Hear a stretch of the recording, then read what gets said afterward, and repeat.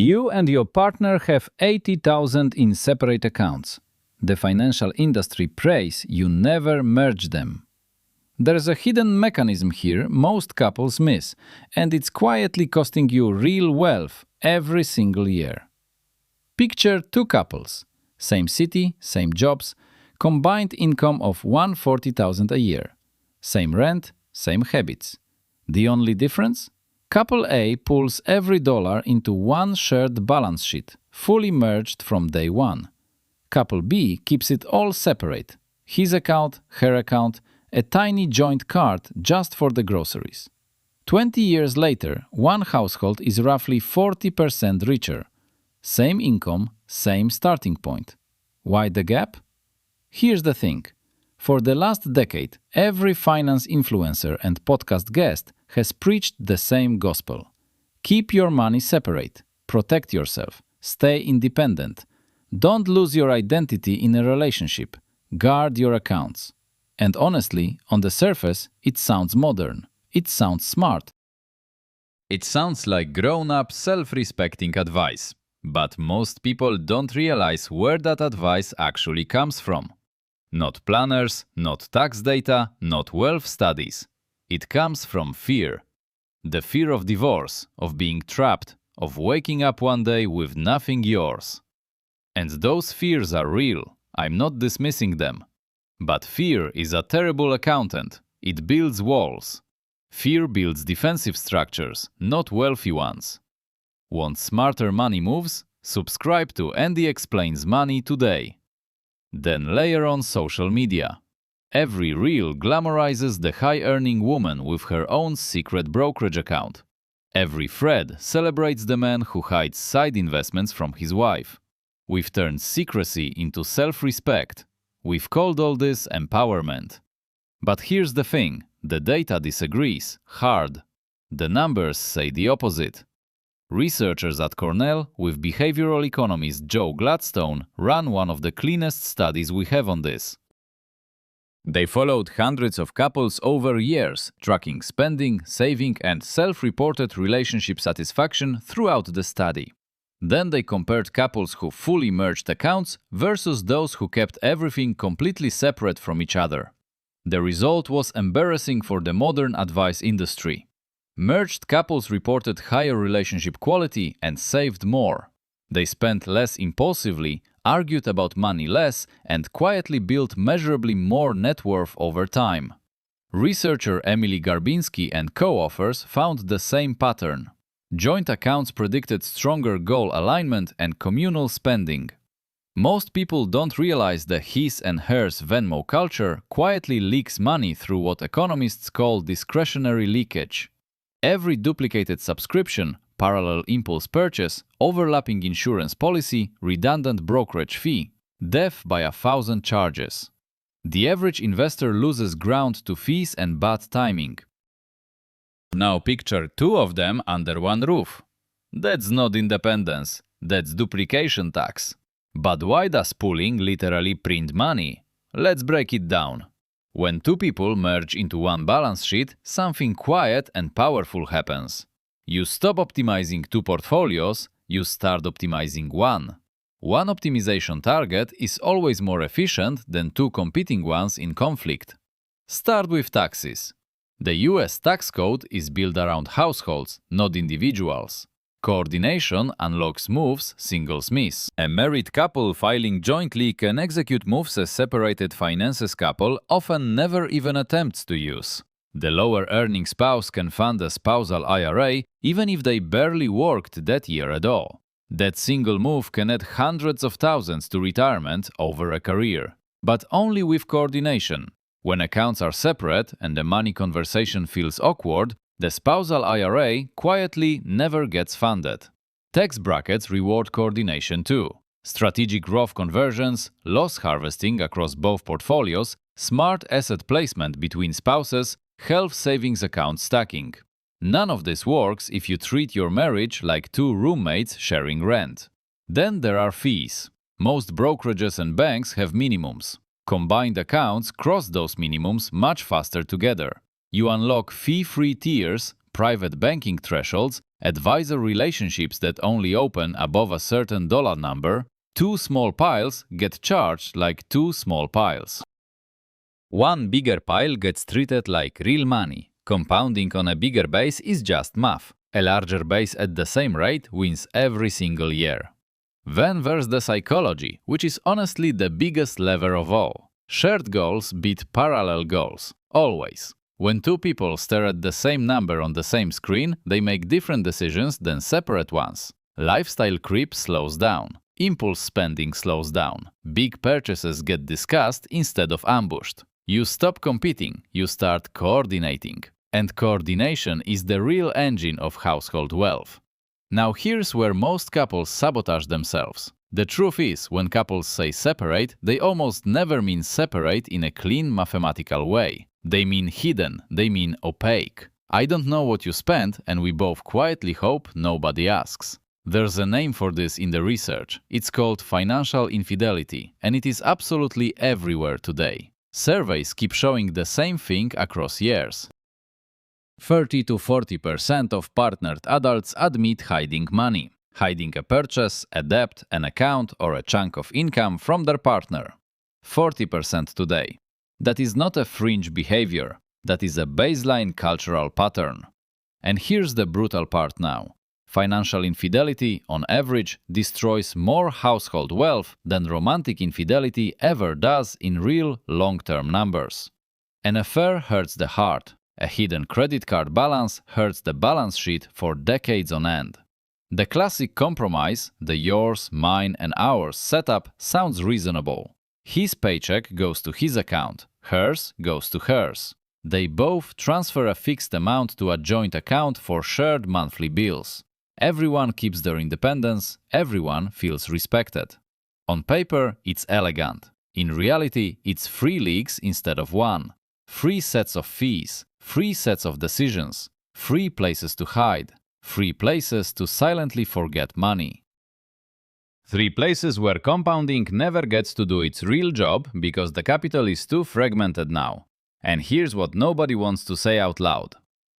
A lot of separate account couples aren't actually protecting independence. They're performing it. It's independence theater. It looks strong from the outside, but inside it often hides anxiety, distrust, a quiet belief this relationship might not last, so let's pre-build the exit. That's not real wealth. That's not real independence either. That's wealth-looking behavior that quietly blocks real wealth from ever actually forming. Real wealth versus looking wealthy. That distinction matters everywhere in finance, but it matters more inside a marriage. Because the couple that looks most financially independent on Instagram is often the couple bleeding the most money privately. Project this 20 years forward, it gets brutal. Let me give you 2 characters. Pooled Pat and separate Sam. Same combined household income, $12,000 a month after tax. Same rent, same lifestyle, same kids, same vacations. Same everything, except how they handle their money. Pooled Pat's household puts everything into one fully shared system. 1 checking account, 1 savings account, 2 retirement accounts because the IRS requires individual ownership, funded from 1 plan. They sit down once a month for 20 minutes, look at one net worth number, and decide together. They invest $2,000 monthly into low-cost index funds. They max the spousal IRA even during parental leave. They never duplicate a subscription, never double pay for insurance, and negotiate every big purchase together as one unit. Separate Sam and his partner look identical on paper. Same income, same intent to save, same future. But their $2,000 a month splits across his brokerage, her brokerage, his retirement, her retirement, 2 emergency funds, different banks, different platforms, different fees, different allocations, nothing coordinated, nothing shared, nothing visible to either partner. One partner sits in cash because they're scared. The other is overexposed, optimistic. They quietly cancel each other out. They never funded the spousal IRA because the lower earner felt weird asking. Tiny moment, huge compounding consequence. Each has a streaming subscription the other doesn't know about, plus credit cards with quiet recurring balances. Now run those two households forward at a realistic 7% annual return. 20 years, same gross savings rate. The pooled couple ends up with roughly $180,000 more from coordination alone. Not from earning more, not from being smarter, not from picking better stocks, just from running one balance sheet. Before we count the missed spousal IRA, that single mistake compounded across a career carves a six-figure hole. Most people don't realize the duplication tax is real. It never shows up on a statement, no line item. It shows up at 60 as a smaller number than expected. And we haven't touched the divorce myth yet. Here's where modern advice really falls apart. The emotional foundation of separate accounts is, what if we split up? What if it ends? I need to protect myself. Sounds reasonable. Sounds adult. Sounds like the cautious grown-up move. Here's the thing. The data on divorce and account structure tells almost the opposite story most expect. Couples with fully joint finances actually report higher relationship stability over time, and transparency itself acts like a stabilizer. When both partners see every transaction and paycheck, there's nowhere for resentment to hide, and resentment kills marriages. Separate accounts, meanwhile, correlate with more financial conflict, more secret-keeping, more slow-burn resentment about who pays for what. Separate accounts don't predict protection, they predict friction. And the headline number from this research is genuinely striking. Couples who fully merge build around 30% more net worth over a marriage than couples who don't. 30% isn't a rounding error. That's a different retirement, a different house, a different set of choices. Let's talk about the hidden cost of fair. Many couples split bills 50-50 because it feels equal and modern. But 50-50 is only fair when incomes match. If one earns $60,000 and another one $20,000, math breaks. Splitting rent down the middle quietly punishes the lower earner. They save less, invest less, burn out faster. True fairness in a partnership isn't 50-50, it's proportional. We each contribute the same percentage of our income. That math is almost impossible to do, honestly, without merged accounts and full visibility into the household's real numbers. So, how do you actually merge finances without losing yourself? Because that's the real question, isn't it? You hear all this, and part of you still flinches. You don't want to vanish inside the joint account. You don't want to ask permission to buy a coffee. You don't want to feel monitored constantly. That's totally fair. Let me explain the model that actually works. I call it the 95-5 household money model. 95% of household money lives in the joint system. One checking, one savings, one shared investment dashboard, one retirement plan, one shared emergency fund. That's the engine. That's your compounding base. That's where optimization lives. Then, each partner gets a small personal account, 5% of household income, roughly, sometimes less, whatever feels right. That money is no questions asked. You want a stupid gadget? Fine.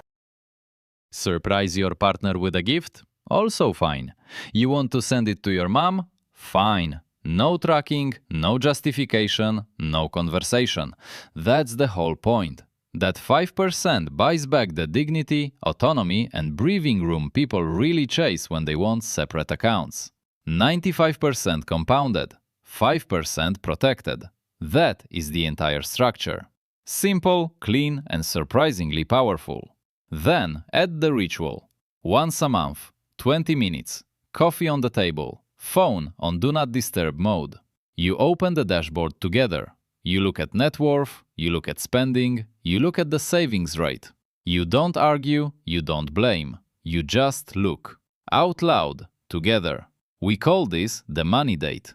Couples who do this consistently end up wealthier than couples who don't. Not by a little, by a lot. Use a shared dashboard. Any app will do. Both partners log in. Both partners see one single net worth number on the screen. That number becomes the household's heartbeat. When it goes up, you both feel it. When it stagnates, you feel that together too. You are now on the same team, watching the same scoreboard. Next move. Contribute proportionally. Whoever earns more contributes more. In percentages, not dollars.